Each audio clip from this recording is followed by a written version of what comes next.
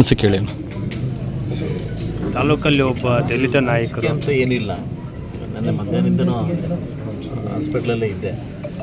ರಾತ್ರಿ post mortem ಆಗಿ ಇಲ್ಲಿಗೆ ಮನೆಗೆ ಬರೋ ತನಕ ಜೊತೆಲೇ ಇದ್ದೆ. ಒಬ್ಬ ಕುಟುಂಬಸ್ಥನಾಗಿ, ಒಬ್ಬ ಶಾಸಕನಾಗಿರಲಿಲ್ಲ, ಒಬ್ಬ ಕುಟುಂಬಸ್ಥನಾಗಿ ನನ್ನ ಜೊತೆಲಿದ್ದೆ. ತುಂಬ ನೋವು ಕೊಡ್ತಕ್ಕಂಥ ವಿಚಾರ ಯಾಕೋ ಇತ್ತೀಚೆಗೆ ಕೋಲಾರ ಜಿಲ್ಲೆಯಲ್ಲಿ ಕ್ರೈಮ್ ತುಂಬ ಮಿತಿಮೀರಿ ಹೋಗ್ತಾ ಇದೆ. ಬಹುಶಃ ಈ 3 ದಿವಸದಲ್ಲಿ 3 ಕೊಲೆ ಆಗಿದೆ.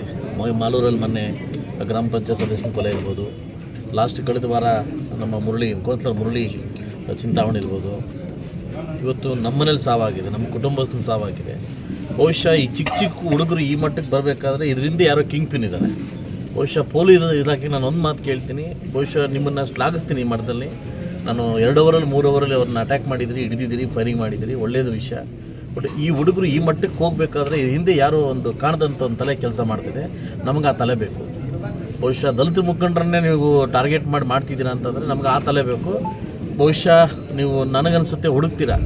ಈ ಚಿಕ್ಕ ಹುಡುಗರಿಗೆ ಈ ಮಟ್ಟಕ್ಕೆ ಕ್ರೈಮ್ ಮಾಡೋಕ್ಕೆ ಧೈರ್ಯ ಬೇಕು ಅಂದರೆ ಹಿಂದೆ ಯಾರೋ ಒಂದು ಕ್ಯಾಪ್ಟನ್ ಇದ್ದಾನೆ. ಆ ಕ್ಯಾಪ್ಟನ್ ಹುಡುಕಿ ಅಂತ ನಾನು ನಿಮ್ಮನ್ನು ಮನವಿ ಮಾಡ್ಕೊಳ್ತೀನಿ. ಯಾಕಂದರೆ ಇವತ್ತು ಹೋಗಿರ್ತಕ್ಕ ಅಂತ ಇಂತಲ್ಲ, ಒಂದು ದಲಿತರ ಒಂದು ನಮ್ಮ ಇದರಲ್ಲೇ ಒಂದು ಕಳಶ ಇದ್ದಂಗಿದ್ದು, ನಮಗೆಲ್ಲ ಧೈರ್ಯ ತುಂಬತಕ್ಕಂಥ ಕೆಲಸ ಮಾಡ್ತಿದ್ರು. ಬಹುಶಃ ನಮಗಿಂತೂ ರಾಜಕಾರಣದಲ್ಲಿ ಮುಂದೋಗಿರ್ತಕ್ಕಂಥ ವ್ಯಕ್ತಿ. ನಮಗೆಲ್ಲ ಒಂದು ಆಶೀರ್ವಾದ ಮಾಡಿ ನೀನು ಗೆಲ್ಲೇಬೇಕು ಅಂತ ನೈಟೆಲ್ಲ ಫೋನ್ ಮಾಡಿ, ಬೇರೆಯವರಿಗೆಲ್ಲ ಅಟ್ಯಾಚ್ ಮಾಡಿ ಎಲ್ಲ ಕೊಟ್ಟು ನನಗೆ ಗೆದ್ದ ತಕ್ಷಣ ವಿಶ್ ಮಾಡಿ ಆಯ್ತಲ್ವ, ಎಲ್ಲ ರೀತಿ ನಮ್ಗೆ ಸಪೋರ್ಟ್ ಮಾಡ್ತಿದ್ರು. ಬಹುಶಃ ಯಾವುದೇ ಪಕ್ಷದಲ್ಲಿ ಇರ್ಬೋದು, ನಾವೆಲ್ಲ ಕುಟುಂಬಸ್ಥರು. ಬಟ್ ಹಿಂಗೆ ಆಗಬಾರ್ದಿತ್ತು, ಆಗಿದೆ.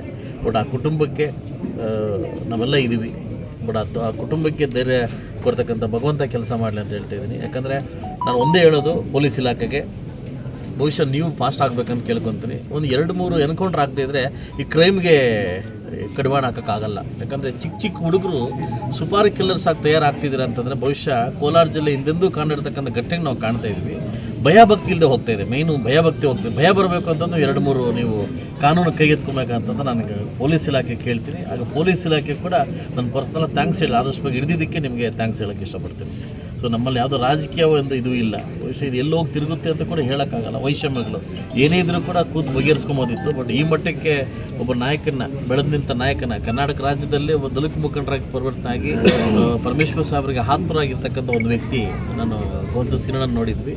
ನಮ್ಮನ್ನೆಲ್ಲ ಬೆಳಿಲಿಕ್ಕೆ ಇವ್ರ ಪಾತ್ರ ಕೂಡ ಇದೆ ಅಂತ ಕೂಡ ನಾನು ಈ ಸಮಯದಲ್ಲಿ ನೆನೆಸ್ಕೊಳ್ಳೋಕೆ ಇಷ್ಟಪಡ್ತೀನಿ. ಯಾಕಂದರೆ ಇದ್ದಾಗೊಂದು ಇಲ್ದಾಗೊಂದಲ್ಲ, ನಾವೆಲ್ಲ ಈ ಮಟ್ಟಕ್ಕೆ ಬರಬೇಕಾದ್ರೂ ಕೂಡ ಅವರ ಕೈವಾಡ, ಅವರೊಂದು ಬೆಂಬಲ ಇದೆ ಅಂತ ನಾನು ಈ ಸಮಯದಲ್ಲಿ ಹೇಳೋಕ್ಕೆ ಇಷ್ಟಪಡ್ತೀನಿ. ಜಿಲ್ಲೆಯಲ್ಲಿ ಕ್ರೈಮ್ ರೇಟ್ ಜಾಸ್ತಿ ಆಗೋಕ್ಕೆ ಏನು ಕಾರಣ ಇರ್ಬೋದು ಸರ್? ಸರ್ ನಿಮ್ಮ ಕಣ್ಣು ಮುಂದೆ ಕಾಣಿಸ್ತಿದೆಯಲ್ಲ ಸರ್, ಡೈಲಿ ನಿಮ್ಮ ಕಣ್ಣು ಮುಂದೆ ಕಾಣಿಸ್ತದೆ. ಕಳೆದ ಒಂದು 6 ತಿಂಗಳು 7 ತಿಂಗಳ ಹಿಂದೆ ನಮ್ಮ ಮುಳಬಾಗಲಲ್ಲಿ ನಮ್ಮ ನಗರಸಭಾ ಇವ್ರನ್ನ ಆಡೋಗಲೇ ಬೆಳಗ್ಗೆ 6 ಗಂಟೆಗೆ ಕೊಲೆ ಮಾಡಿದ್ದು. ಹುಡುಗರು ಕೂಡ 18, 19, 20 ವರ್ಷ ಹುಡುಗರು.